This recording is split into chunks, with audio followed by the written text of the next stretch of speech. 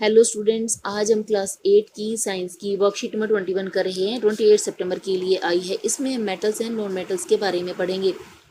आज का हमारा टॉपिक है डिस्प्लेसमेंट रिएक्शन। चलिए बच्चों शुरू करते हैं। Now once again we look into displacement reaction. As you know, some metals are very reactive and some are less reactive. Also some metals do not react with anyone. For this let us do an activity. इससे पहले worksheet में हमने बहुत तरह की reactions को पढ़ा था, जिसमें मेटल्स की रिएक्शन हमने एयर के साथ और वाटर के साथ भी देखी थी। कुछ मेटल्स बहुत ज़्यादा रिएक्टिव थी, वो वाटर के साथ भी रिएक्शन करने के बाद फायर कैच कर रही थी, जबकि कुछ ऐसा नहीं कर रही थी और कुछ तो बिल्कुल भी रिएक्शन नहीं कर रही थी। इससे हमें ये पता चलता है कि कुछ मेटल्स बहुत ज़्यादा रिएक्टिव होती हैं, कुछ कम रिएक्टिव होती हैं और कुछ बिल्कुल भी रिएक्शन नहीं करती हैं। इसके लिए आज हमें एक एक्टिविटी करनी है। Take 200 ml beakers and label them A and B. Take about 50 ml water in each beaker. Dissolve in each beaker a teaspoonful of copper sulfate. Put a galvanized iron nail or zinc strip in beaker A and an iron nail in beaker B and record the observation. सबसे पहले हमें 2 beaker लेने हैं और इनका नाम हमने A B रख दिया। अब दोनों बीकर में कॉपर सल्फेट को डालकर मिलाना है। कॉपर सल्फेट का विलयन तैयार करना है। अब इसमें हम 50 ml वाटर लेंगे और उसके बाद में एक बीकर में हमें जिंक की स्ट्रिप या जिंक गैल्वेनाइज्ड नेल को लेना है और दूसरे बीकर में हम आयरन की नेल लेंगे। हम थोड़ी देर बाद देखते हैं कि बीकर ए में तो कॉपर सल्फेट कलरलेस हो गया है और बीकर बी में है लाइट ग्रीन हो गया है।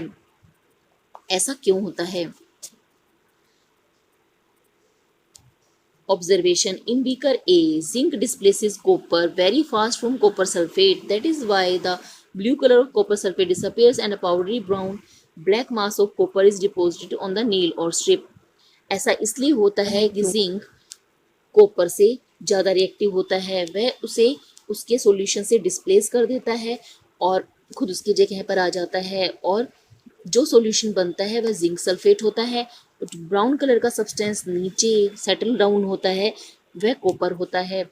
इसे हम डिस्प्लेसमेंट रिएक्शन कहते हैं। इसी तरह से दूसरे बीकर में आयरन कॉपर सल्फेट में से कॉपर को डिस्प्लेस कर देता है और आयरन सल्फेट बनाता है, इसीलिए इसका कलर ग्रीन हो जाता है। Beaker A, copper sulphates USO4 plus zinc sulphate and copper. यहाँ पर ये दोनों रिएक्शन कर रहे हैं। ये रिएक्शन करने के बाद में हमें प्रोडक्ट्स मिल रहे हैं। In beaker B, iron displaces copper from copper sulphate very slowly. Iron भी डिस्प्लेसमेंट कर रहा है लेकिन स्लोली डिस्प्लेस कर रहा है। इससे ये पता चलता है कि जिंक आयरन से भी ज़्यादा रिएक्टिव है और आयरन कॉपर से ज़्यादा रिएक्टिव है। Beaker B, copper sulphate plus iron gives ferrous sulphate and copper. ये दूसरे बीकर में हुई रिएक्शन को इस तरह से दिखाया गया है। Observe the given list of metals. This is a reactivity series table. If we place any above metal in salt solution of the lower metal, the reaction will take place.